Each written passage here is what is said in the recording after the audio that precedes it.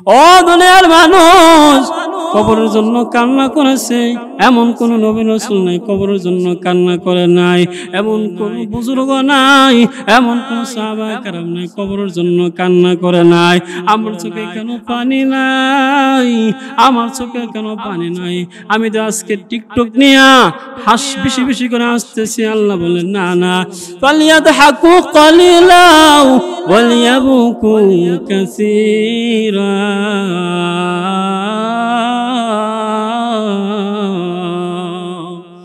আল্লাহ বলে, ও দুনিয়ার বান্দা, বেশি বেশি করে কাঁদো, বেশি বেশি করে কাঁদো, বেশি বেশি করে কাঁদো।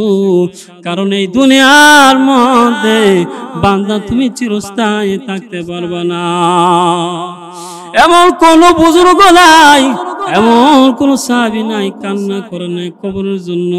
আজকে আমি কেন কান্না করতে পারি না? আম্মা জান খাদিজাতুল কুবরা একদিন নামাজ পড়ার পর কান্না শুরু করে দিয়েছে, আও মাও করে কান্না। ফাতেমা রাদিয়াল্লাহু তাআলা আনহা দূরে আসলেন, মা কেন কান্না করতেছেন? আপনার কি হাতে ব্যথা? আপনার কি পায়ে ব্যথা? আপনার কি পেটে ব্যথা? আম্মা জান খাদিজাতুল কুবরা ফাতেমা রাদিয়াল্লাহু তাআলা আনহাকে বলেন, ও ফাতেমা, তুমি জানতো না, তুমি জানো না আমি কিসের জন্য কান্না করে? ফাতেমা, আমার আখিরাতের জন্য আমার টেনশন। ওই কবরে আমার কি উপায় হবে? কবরের জন্য আমি টেনশন করে গেলাম। কিছুক্ষণ পর আল্লাহর নবী ঘরের মধ্যে প্রবেশ করেছে। ঘরের মধ্যে প্রবেশ ঘরের মধ্যে প্রবেশ করার পর আল্লাহর নবীর হাতে ধরে আম্মা জান খাদিজাতুল কুবরা কান্না শুরু করে দিয়েছে, ও পয়গম্বর, কবরে আমি কি নিয়ে থাকবো? কবরে তো আমার সাথে কেউ থাকবে না, ওই কবরে আমার কি অবস্থা হইবে? কবরের জন্য কান্না শুরু করে দিয়েছে। আল্লাহ নবী বলেন, ও খাদিজা, দুনিয়ার সবার কান্না আমি সহ্য করতে পারি, খাদিজা আমি তোমার কান্না সহ্য করতে পারি না। খাদিজা কান্না অফ করিয়া দাও। খাদিজা বলেন, না না নবী, আমি কান্না অফ করতে পারবো না, তবে আমি আমার 3টা শর্ত যদি আপনি মানতে পারেন তাহলে আমি খাদিজা কান্না অফ করিয়া দিব। আল্লাহ নবী আম্মা জান খাদিজাতুল কুবরাকে বলেন, ও খাদিজাতুল কুবরা, তোমার কি শর্তগুলো বলো? আম্মা জান খাদিজাতুল কুবরা বলেন, নবী আমার 1 নম্বর শর্ত হলো এই কবরের মধ্যে আমার সাথে কেউ থাকবে না। ওই অন্ধকার কবর কি নিয়ে থাকবো? নবী আমার বলো টেনশন।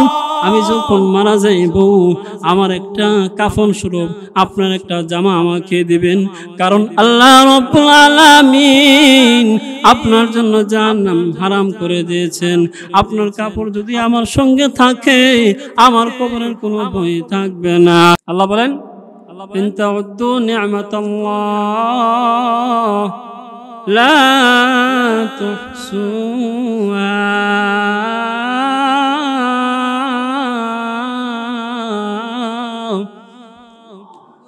शुक्र नियामत शुक्र करना आदत इंसान है, कुफ्र नियामत कुफ्र करना आदत शैतान है।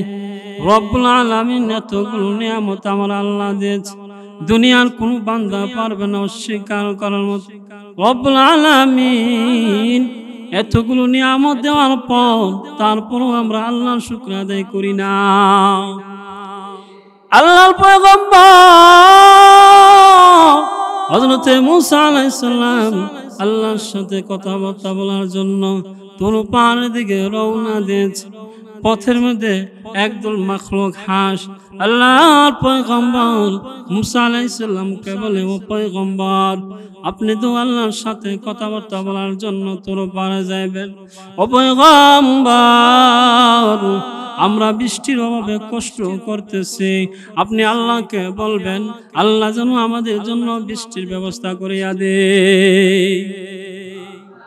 আল্লাহর পয়গম্বর মুসা আলাইহিস সালাম আল্লাহর সাথে কথাবার্তা বলার পর আল্লাহকে বলেন, রব্বুল আলামিন আপনার মাখলুকগুলো আপনাকে বলেছে বৃষ্টির অভাবে কষ্ট করতেছে, আল্লাহ আপনার মাখলুকের জন্য বৃষ্টির ব্যবস্থা করে দেন।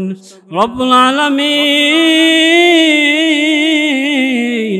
আল্লাহর পয়গম্বরকে জানায় দিয়েছে, ও পয়গম্বর আমি আল্লাহ একদিন না, 2 দিন না, 1 মাস না, আমি আল্লাহ আগামী 1 বছর পর্যন্ত আমি আল্লাহ এদেরকে বৃষ্টি দিব না। এবার আল্লাহর পয়গম্বর তুর পাহাড় থেকে রওনা হয়ে গেছে। পথের মধ্যে মাখলুকগুলোর সাথে সাক্ষাৎ হয়ে গেছে। মাখলুকগুলো মুসা আলাইহিস সালামকে বলে, পয়গম্বর রব্বুল আলামিন কি বলেছে? আল্লাহর পয়গম্বর মুসা আলাইহিস সালাম বলেন, ও মাখলুক আমার আল্লাহ জানায় দিয়েছেন আগামী 1 বছরের ভিতরে, আগামী 1 বছরের ভিতরের মধ্যে বৃষ্টি হবে না। যখন এইভাবে বলেছেন আল্লাহর মাখলুকগুলো ফাল দিয়ে লাভ দিয়ে উঠেছে, রব্বুল আলামিন বৃষ্টি দেবে না, সঙ্গে সঙ্গে আলহামদুলিল্লাহ বলে উঠেছে। আলহামদুলিল্লাহ যখন বলেছেন তাকায় দেখে মুসা আলাইহিস সালাম তাকায় দেখেন বৃষ্টি শুরু হয়ে গেছে। এবার মুসা আলাইহিস সালাম আল্লাহকে বলেন, আল্লাহ আপনি কি আমার সাথে ঠাট্টা করেছেন নাকি? আপনি বলেছেন আগামী 1 বছরের ভিতরে বৃষ্টি হবে না, এখন দি তাকায় দেখি আসমান থেকে বৃষ্টি শুরু হয়ে গেছে। হামদে বেহাল মোর খুদায়ে পাকের আকি মাদাদে মুশতে খাকের। রব্বুল আলামিন আল্লাহর পয়গম্বর মুসা আলাইহিস সালাম কি বলেন, ও পয়গম্বর আপনি জানেন না কোন বান্দা যদি আমি আল্লাহ নিয়ামতের শুকর আদায় করি, আমি আল্লাহ ওই নিয়ামতের শুকর আদায় করার কারণে আমি আল্লাহ তার নিয়ামত বাড়াইয়া দেই। ও পয়গম্বর ওই মাখলুকগুলো আমি আল্লাহর নিয়ামতগুলো আমি আল্লাহর নিয়ামতকে তারা শুকর আদায় করেছে, এই জন্য আমি আল্লাহ সঙ্গে সঙ্গে আসমান থেকে বৃষ্টির ব্যবস্থা করে দিয়েছি। এই জন্য প্রত্যেকটা মুমিনের জন্য দরকার সে সর্বাবস্থায় সুখে দুঃখে সর্বাবস্থায় সে আল্লাহ তাআলা শুকর আদায় করে। এই জন্য আমরা সর্বাবস্থায় আল্লাহ তাআলা শুকর আদায় করবো, সুখে হোক দুঃখে হোক সর্বাবস্থায় আল্লাহ তাআলা আমাদেরকে যে নিয়ামত দিয়েছে সেই নিয়ামতের উপর আমরা সন্তুষ্টি প্রকাশ করব ইনশাআল্লাহ। তো আমি যে বিষয়গুলো আপনাদের সামনে উপস্থাপন করেছি, যে আয়াত তেলাওয়াত করেছি, আল্লাহ তাআলা সেই আয়াতে বলতেছেন কুল্লু নাফসিন যায়িকাতুল মাউত, দুনিয়ার প্রত্যেকটা প্রাণী, দুনিয়ার এমন কোন প্রাণী নাই যে প্রাণীটা মৃত্যুবরণ করবে না। দুনিয়ার সমস্ত মানুষ সমস্ত প্রাণী একদিন না একদিন এই দুনিয়া থেকে চলে যেতে হবে। ইহা হাম সব মুসাফির হ্যাঁ ওহি আখির ঠিকানা, কোই আগে রওয়ানা হ্যাঁ কোই পিছে রওয়ানা। দুনিয়ার এমনও মানুষ আছে আল্লাহকে বিশ্বাস করে না, দুনিয়ার এমনও মানুষ আছে আখিরাতে বিশ্বাস করে না, দুনিয়ার এমনও মানুষ আছে যে মানুষগুলো নবীকে বিশ্বাস করে না। কিন্তু বান্দা তাকায়া দেখ, দুনিয়ার এমন মানুষ নাই যে মানুষটা মরণকে বিশ্বাস করে না। এই মরণের জন্য মৃত্যুর জন্য কান্না। আজকে আমি মনে করেছি বাড়ি আমার, গাড়ি আমার, সব কিছু আমার। আল্লাহ বলে না না বান্দা, গাড়ির মালিকও তুমি না, বাড়ির মালিক তুমি না, সব কিছুর মালিক অন্য কেউ। তুমি কলাম দুনিয়ার মালিক না, দুনিয়াতে তুমি কলাম চিরদিন থাকতে পারবা না, দুনিয়াকে যে তুমি প্রাধান্য দাও আমার আল্লাহ বলে দিয়েছেন, বাল তুসিরুনাল হায়াতাদ দুনিয়া ওয়াল আখিরাতু খায়রু ওয়া আবকা। আল্লাহ বলে, ও দুনিয়ার মানুষ, এই দুনিয়ার বাড়ি দুনিয়ার গাড়ির জন্য তুমি পাগল হয়ে গেছো। চোখটা যখন বন্ধ হয়ে যাইবে দুনিয়ার বাড়ির মালিক তুমি থাকবা না, দুনিয়ার গাড়ির মালিকও তুমি থাকবা না। পরের জায়গা পরের জমিন ঘর বানাইলাম আমি, পরের জায়গা পরের জমিন ঘর বানাইলাম আমি, রইব পরে অন্য কেহই, আমি থাকবো না ভুবনে।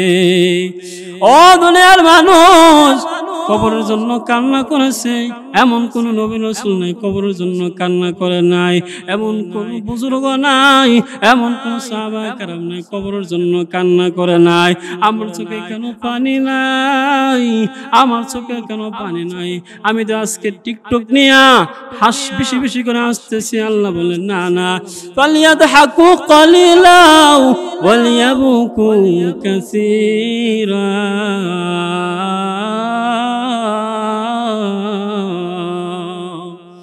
আল্লাহ বলে, ও দুনিয়ার বান্দা, বেশি বেশি করে কাঁদো, বেশি বেশি করে কাঁদো, বেশি বেশি করে কাঁদো। কারণ এই দুনিয়ার মধ্যে বান্দা তুমি চিরস্থায়ী থাকতে পারবে না। এমন কোন বুজুর্গ নাই, এমন কোন সাহাবী নাই কান্না করে নাই কবরের জন্য। আজকে আমি কেন কান্না করতে পারি না? আম্মা জান খাদিজাতুল কুবরা একদিন নামাজ পড়ার পর কান্না শুরু করে দিয়েছে, আও মাও করে কান্না। ফাতেমা রাদিয়াল্লাহু তাআলা আনহা দৌড়ে আসলেন, মা কেন কান্না করতেছেন? আপনার কি হাতে ব্যথা? আপনার কি পায়ে ব্যথা? আপনার কি পেটে ব্যথা? আম্মা জান খাদিজাতুল কুবরা ফাতেমা রাদিয়াল্লাহু তাআলা আনহাকে বলেন, ও ফাতেমা, তুমি জানতো না, তুমি জানো না আমি কিসের জন্য কান্না করে? ফাতেমা, আমার আখিরাতের জন্য আমার টেনশন। ওই কবরে আমার কি উপায় হবে? কবরের জন্য আমি টেনশন পড়ে গেলাম। কিছুক্ষণ পর আল্লাহর নবী ঘরের মধ্যে প্রবেশ করেছে। ঘরের মধ্যে প্রবেশ ঘরের মধ্যে প্রবেশ করার পর আল্লাহর নবীর হাতে ধরে আম্মা জান খাদিজাতুল কুবরা কান্না শুরু করে দিয়েছে, ও পয়গম্বর, কবরে আমি কি নিয়ে থাকবো? কবরে তো আমার সাথে কেউ থাকবে না, ওই কবরে আমার কি অবস্থা হইবে? কবরের জন্য কান্না শুরু করে দিয়েছে। আল্লাহ নবী বলেন, ও খাদিজা, দুনিয়ার সবার কান্না আমি সহ্য করতে পারি, খাদিজা আমি তোমার কান্না সহ্য করতে পারি না। খাদিজা কান্না অফ করিয়া দাও। খাদিজা বলেন, না না নবী, আমি কান্না অফ করতে পারবো না, তবে আমি আমার 3টা শর্ত যদি আপনি মানতে পারেন তাহলে আমি খাদিজা কান্না অফ করিয়া দিব। আল্লাহ নবী আম্মা জান খাদিজাতুল কুবরাকে বলেন, ও খাদিজাতুল কুবরা, তোমার কি শর্তগুলো বলো? আম্মা জান খাদিজাতুল কুবরা বলেন, নবী আমার 1 নম্বর শর্ত হলো এই কবরের মধ্যে আমার সাথে কেউ থাকবে না। ওই অন্ধকার কবর কি নিয়ে থাকবো? নবী আমার বলো টেনশন। আমি যখন মারা যাইব আমার একটা কাফন স্বরূপ আপনার একটা জামা আমাকে দিবেন, কারণ আল্লাহ রাব্বুল আলামিন আপনার জন্য জাহান্নাম হারাম করে দিয়েছেন। আপনার কাপড় যদি আমার সঙ্গে থাকে আমার কবরের কোনো ভয় থাকবে না। 2 আল্লাহ নবী বলেন, খাদিজা তোমার 1 নম্বর শর্ত আমি মেনে নিলাম, এবার কান্না তুমি অফ করিয়া দাও। খাদিজাতুল কুবরা বলেন, না না ও নবী, আমার 2 নম্বর শর্ত আমি যখন মারা যাইব আমাকে জানাজা নামাজ পড়াইয়া আপনি কবরের মধ্যে রাখবেন। আল্লাহর নবী বলেন, খাদিজা তোমার 2 নম্বর শর্ত আমি মেনে নিলাম, এবার কান্না তুমি অফ করিয়া দাও। আল্লাহর নবী যখন বারবার বলতেছেন, খাদিজাতুল কুবরা বলেন, নবী না না, আমার 3 নম্বর শর্ত হলো, ও নবী আমি শুনেছি আপনার মুখ থেকে যখন আমাকে কবরের মধ্যে রাখা হবে ওই সময় মুনকার নাকির ফেরেশতা নাকি আসবে, আমি খাদিজার বড় বই হই, আমি কবরে ওই মুনকার নাকিরের প্রশ্ন আমি দিতে পারবো না। ও নবী আমার, ওই কবরের মধ্যে আপনি আমার পক্ষ থেকে মুনকার নাকিরের প্রশ্নের জবাব দেওয়া দিবে। आज तुम्हारा माल दौलत मुल्क हसमत सब है, आके बनकर देख लूं भाई कौन तुम्हारा साथ है, आके बनकर देख लूं भाई कौन तुम्हारा साथ है। अल्लाह नबी खादिजा के बोले, खादिजा তুমি যে 3টা শর্ত করেছো খাদিজা, আমি 3টা শর্ত মেনে নিলাম, এবার তুমি কান্না অফ করে দাও। এরপরে খাদিজাতুল কুবরা কান্না অফ করে দিয়েছে। কিছুদিন যাওয়ার পর আম্মা জান খাদিজাতু রাদিয়াল্লাহু তাআলা আনহা ইন্তেকাল করেছে। আল্লাহর নবী প্রথম শর্ত অনুযায়ী নিজের একটা কাপড় আল্লাহর নবী কাপড় স্বরূপ দিয়া দিলেন।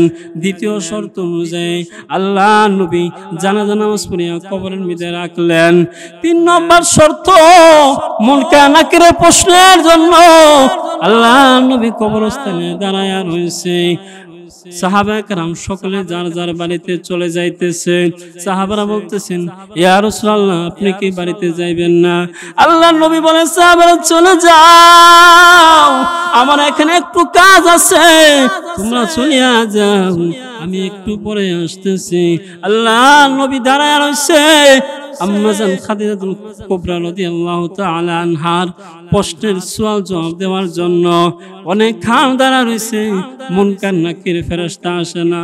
আল্লাহর নবী কান্না শুরু করে দিয়েছে, ও দয়ার মালিক আপনি কি আমার খাদিজার উপর কি রাগ হয়ে গেছেন নাকি? আপনি কি আমার খাদিজার উপর কি রাগ হয়ে গেছেন নাকি? আল্লাহ রাব্বুল আলামিন সঙ্গে সঙ্গে জিবরাইলকে বলে, ও জিবরাইল যাও আমার বন্ধুর কাছে যাও, আমার বন্ধুকে জানাইয়া দাও আমি আল্লাহ স্বয়ং খাদিজার প্রশ্নের জবাব আমি আল্লাহ স্বয়ং দিয়ে দিলাম। এই জন্য মুসলমান ভাইরা কবরের জন্য কান্না করেছে এমন কোন বুজুর্গ নাই, এমন কোন ওলি নাই। এখনো সময় আছে, বান্দা বেশি বেশি করে কাঁদো। আল্লাহ রাব্বুল আলামিন বলে দিয়েছেন, ফালিয়াদহাকু কালিলাউ ওয়ালিয়াবকু কাসীরা।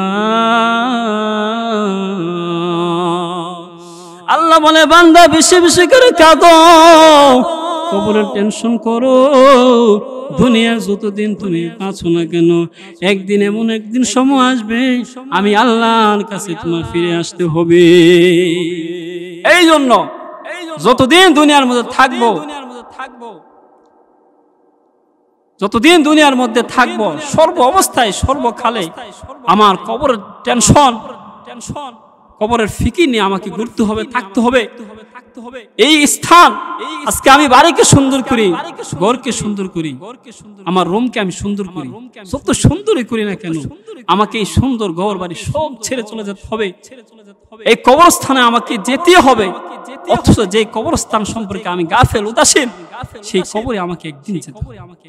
এই জন্য যতদিন বেঁচে থাকবো আমরা যেন কবরের চিন্তা নেই, কবরের ফিকির নেই, আল্লাহ এবং তার রাসূলের তরিকায় চলতে পারি।